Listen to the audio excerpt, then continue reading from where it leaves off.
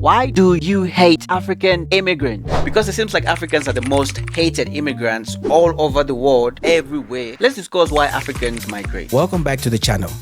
Today's story investigates the multifaceted nature of global immigration. We are going to be focusing on the reason behind migration, the root of the hate of foreigners, Afrophobia, and Xenophobia, the role of social media, and the broader implications of the movement of people.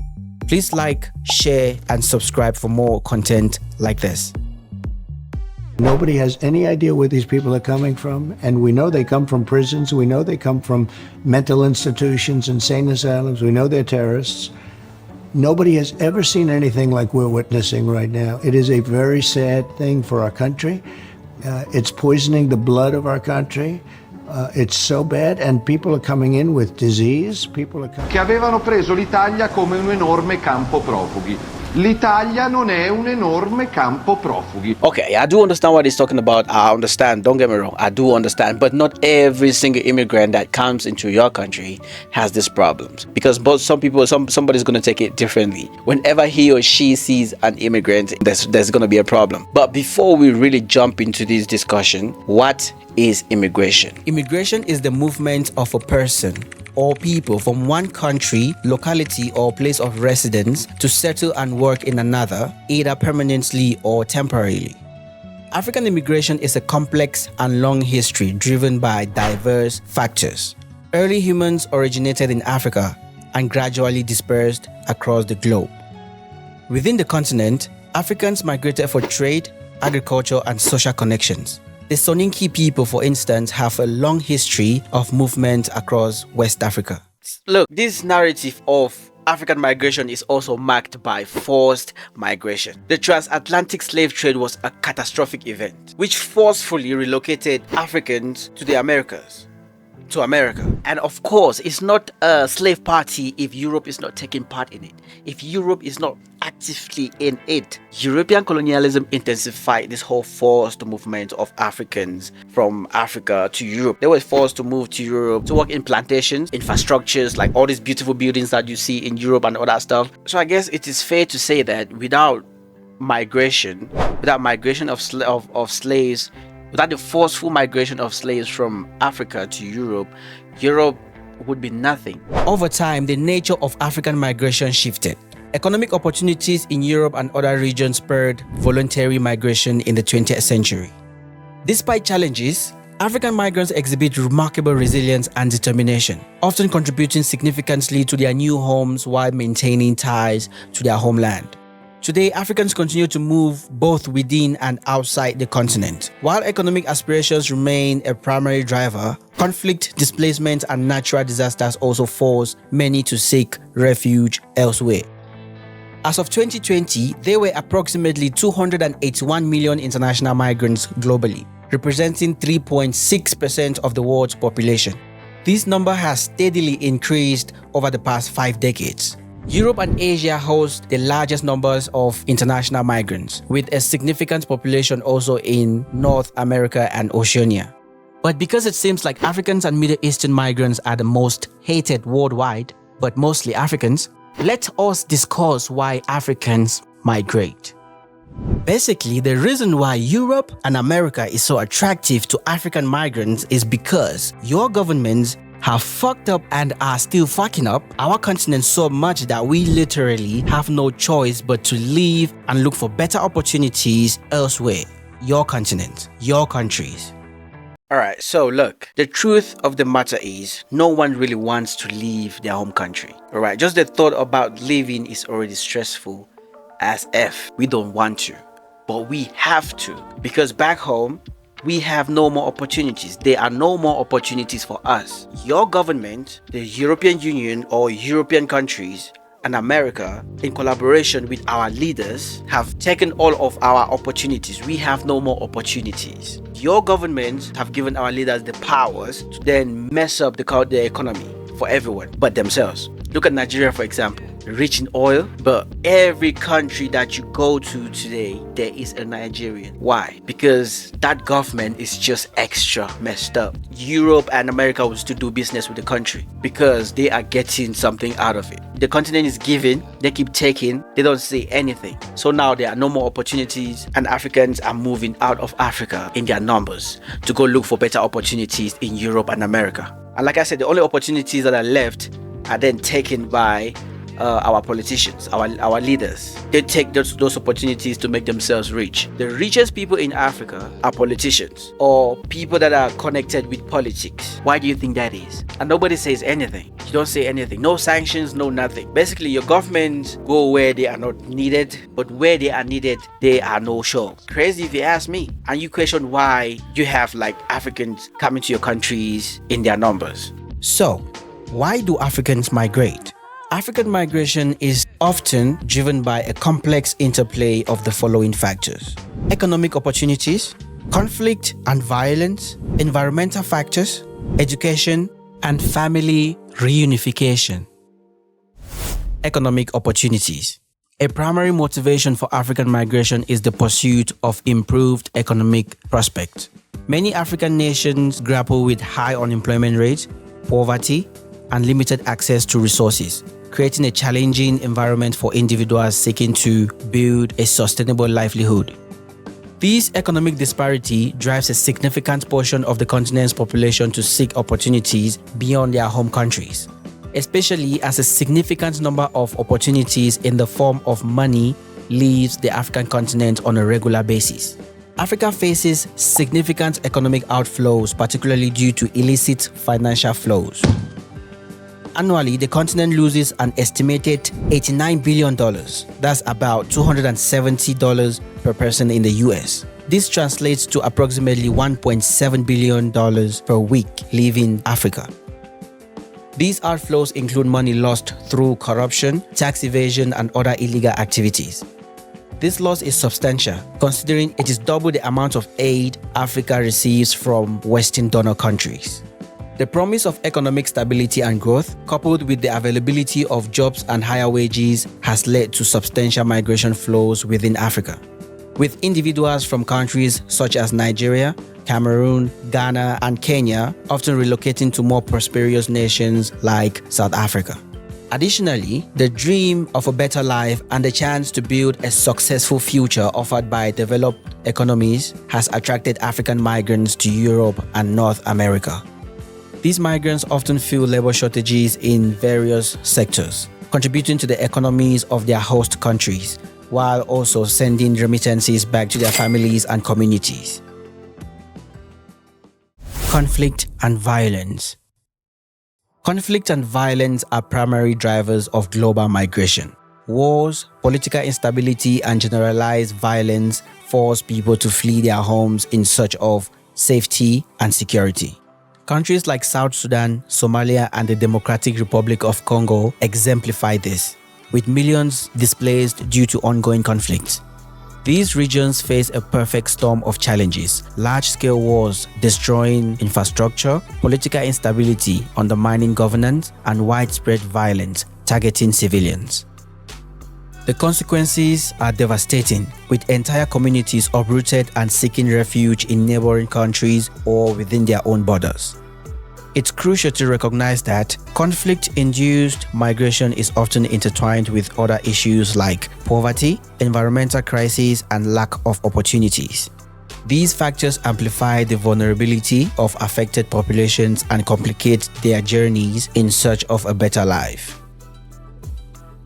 Environmental factors. The biggest problem now facing the world is climate change. Climate change, an existential threat to not only the environment, but to the economy. We are on the verge of the abyss. Climate change and environmental degradation are increasingly recognized as significant drivers of migration. The escalating frequency and intensity of natural disasters such as droughts, floods, and storms disrupt livelihoods, destroy homes, and compromise food security. These environmental challenges force people to abandon their traditional way of life and seek refuge in areas with more stable conditions. For example, the destruction of water for fishing and land for farming caused by oil spills in the Niger Delta has led to significant migration. The region's inhabitants, whose livelihoods depend heavily on these resources, have been forced to relocate both within and outside of Nigeria in search of alternative sources of income and survival. Education and family reunification.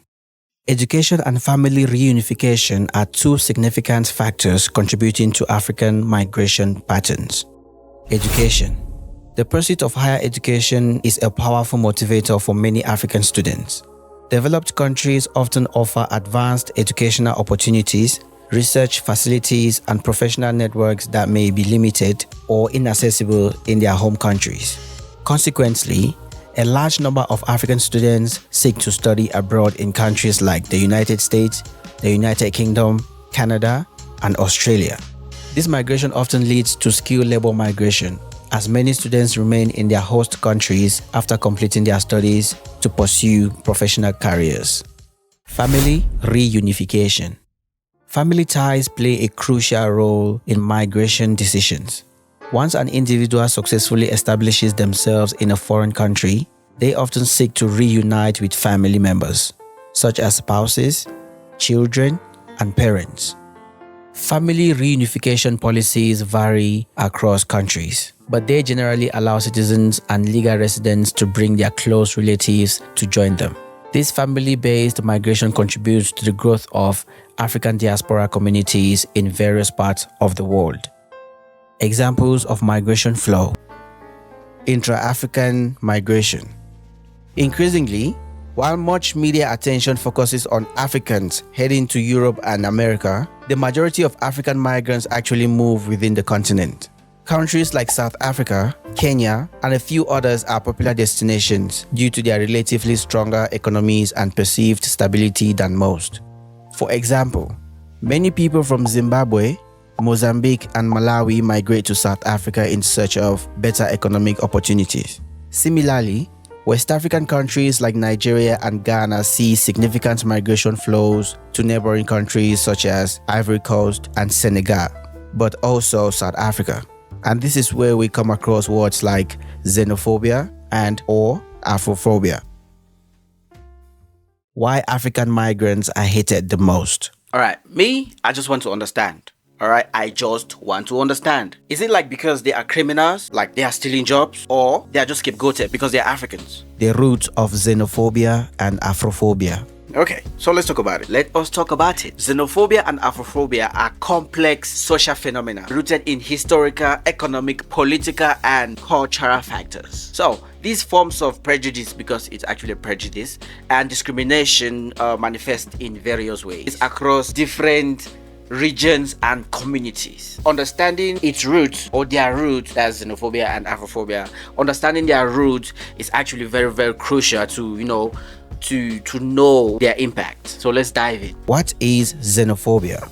Xenophobia, derived from the Greek words xenos, meaning stranger, and phobos, meaning fear, refers to an extreme dislike or prejudice against people from other countries. It often manifests as fear, distrust, or hatred towards foreigners or anything perceived as foreign. This can lead to a discriminatory behavior and attitude which can have serious social and economic consequences. Afrophobia. Afrophobia refers to the fear, hatred, or dislike of Africans and people of African descent. This term encompasses prejudice, hostility, discrimination, and racism towards African cultures and individuals, both on the continent and within the African diaspora. A little context.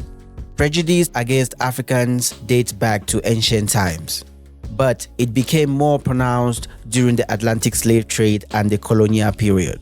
Africans were often depicted as uncivilized and primitive, justifying their exploitation and enslavement. In the colonial era, during European colonialism, Africans were subjected to severe discrimination and dehumanization. Colonial powers portrayed their conquest as a civilizing mission, further entrenching negative stereotypes. After the abolition of slavery, African descendants continue to face systemic racism and segregation, particularly in the United States and South Africa. The Jim Crow laws in the United States and the apartheid in South Africa institutionalized racial discrimination. In the early to mid-20th century, many African intellectuals and leaders embraced Pan-Africanism, promoting unity and solidarity among African nations and the diaspora. However, contradictions and local political struggles sometimes led to ignorant attitude and Afrophobia. Afrophobia can manifest in various forms, including social exclusion, economic marginalization, and physical violence. It is distinct from, but can overlap with anti-Black racism, which specifically targets Black people of African descent. Causes of xenophobia or Afrophobia. Economic factors. Competition for resources. Economic hardship and the perception of scarce resources often fuel xenophobic sentiments. When unemployment rates are high and economic inequality is pronounced, competition for jobs, housing, and social services intensifies.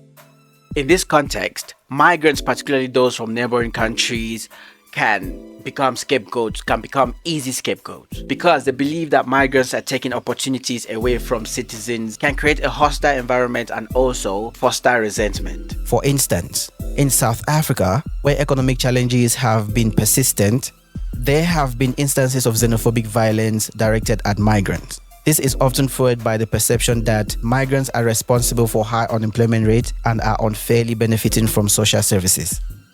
While it's important to acknowledge the complexities of these issues, it's clear that economic factors play a significant role in shaping attitudes toward migrants. Economic exploitation and migrant labor. Migrants are often overrepresented in low-wage, precarious jobs, a situation that can exacerbate tensions with the local population. These workers frequently face exploitative conditions, including long hours, low pay, and a lack of labor protections. This economic exploitation can lead to resentment among local workers who perceive migrants as undermining wages and working conditions. These people, they work for 80 rand a day, 90 rand a day. It's fine for them because when you go to his country, it's a lot of money. But for us, it's too small. So we are no longer getting jobs anymore because of the salary we're looking for. You understand? These people, they are accepting small money. So they are ruining us in each and every side of ours. We attack them with knives, everything, machetes, man, because we are very, very angry because we can't accept that. The competition for low-skilled jobs coupled with the vulnerability of migrant workers can create a circle of exploitation and social tension. Political factors. Political rhetoric. The exploitation of xenophobic sentiments for political gain has become a concerning trend. Politicians and political groups often employ diversive rhetoric to mobilize, support, and deflect attention from pressing domestic issues.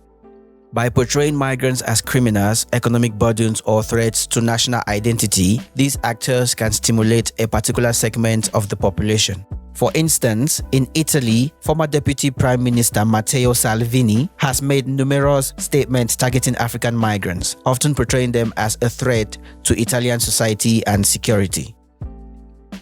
In South Africa, political rhetoric has also contributed to Afrophobic violence. During the presidency of Jacob Zuma, some political leaders and parties used xenophobic rhetoric to blame African migrants for economic and social issues, leading to violent attacks against foreign nationals. Movements like Operation Dudula in South Africa have also effectively capitalized on economic anxieties and social divisions by scapegoating migrants for the country's problems. This kind of rhetoric can create a toxic environment where intolerance and violence against migrants become normalized. Historical context. Historical events and policies can have a lasting impact on societal attitude towards migrants. In the case of South Africa, the legacy of apartheid continues to shape perceptions of difference and inequality. The forced displacement of Black South Africans during apartheid and the subsequent struggle for land and resources have created a complex and often tense social fabric. These historical wounds, combined with ongoing socio-economic challenges, can make it easier to blame migrants for the country's problems rather than addressing the root causes of inequality and underdevelopment. Social and cultural factors. Cultural differences and xenophobia. Cultural differences, while enriching, can also be a source of misunderstandings and tension. Variations in language, religion, and customs can create a sense of otherness, leading to fear and mistrust.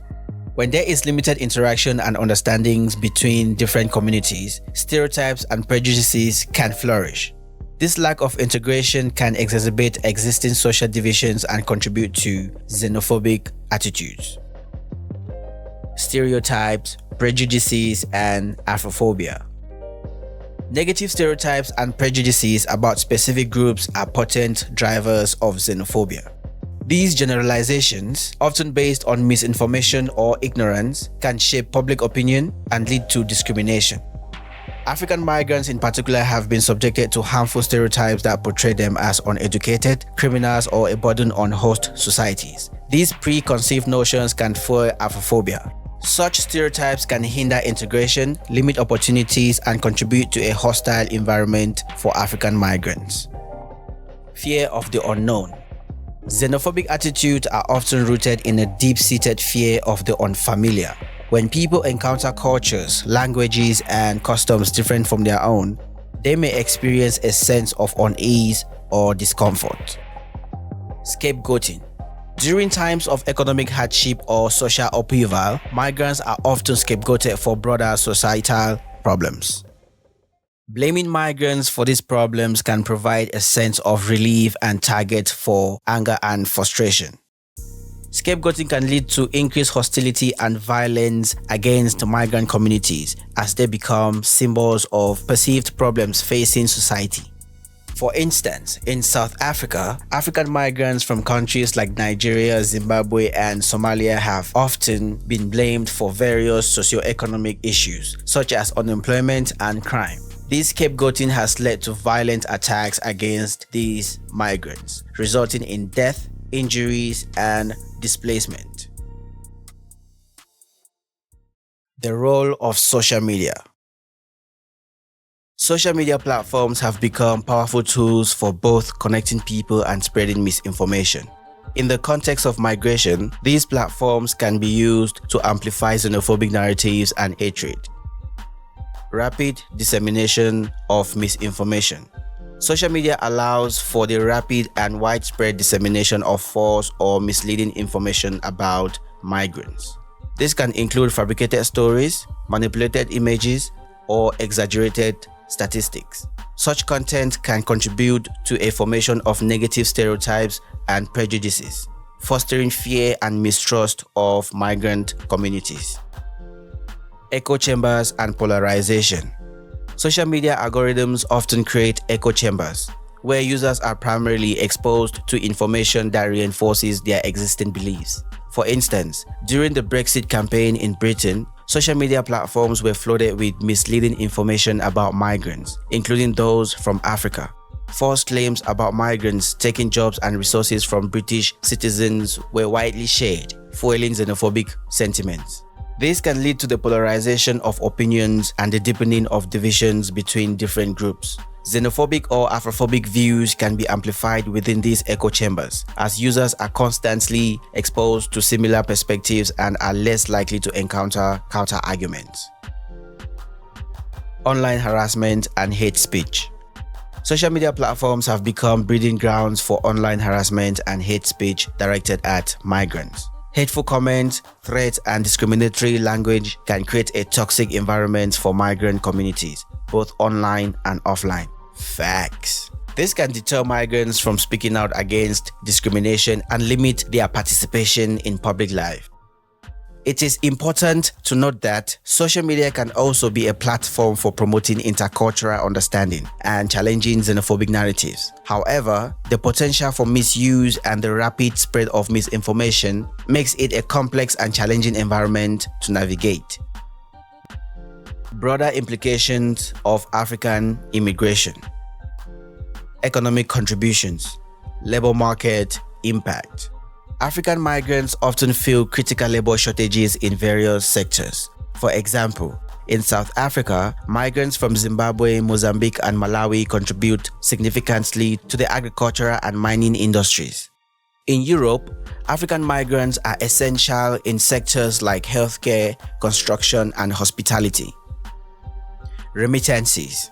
Remittances sent by African migrants play a crucial role in the economies of their home countries. For instance, Nigeria received over $25 billion in remittances in 2019. That's about $77 per person in the United States, which is a significant source of foreign exchange and supports millions of families. These funds are often used for education, healthcare, and small business investment, contributing to local development. Entrepreneurship. African migrants are known for their entrepreneurial spirit. In the United States, African immigrants have higher rates of business ownership compared to other immigrant groups. These businesses create jobs and stimulate local economies. For example, Ethiopian immigrants in Washington, D.C. have established a thriving community of restaurants, shops, and services that contribute to the city's economy. Social and cultural enrichment, diversity, and innovation. African migrants bring diverse perspectives, skills, and cultural practices that enrich the social fabric of host communities. This diversity can foster innovation and creativity. For example, the vibrant African music and art scene in cities like London and Paris has significantly influenced local culture. Cultural exchange. Immigration promotes cultural exchange and understanding. Festivals, food, music, and traditions from different African cultures become part of the social landscape, thereby enhancing the cultural richness of host societies. Conclusion. The global immigration crisis is a multifaceted issue driven by economic opportunities, conflict, and violence. African migration in particular highlights the stark economic disparities and the devastating impact of conflict on the continent. As migrants seek better lives, they contribute significantly to the economies of their host countries while facing immense challenges and discrimination. Addressing the root cause of migration and fostering a more inclusive and compassionate global community is essential for creating sustainable solutions to this pressing issue. So that is our video, but I would like to know though, what are your thoughts about the treatment of African immigrants both in Africa and in the diaspora? What are solutions? What do you think should be done? Leave a comment down below, like, share, and most importantly, subscribe. Click here or here to watch how the CIA contributed to destroying the future of Africa. See you in the next one.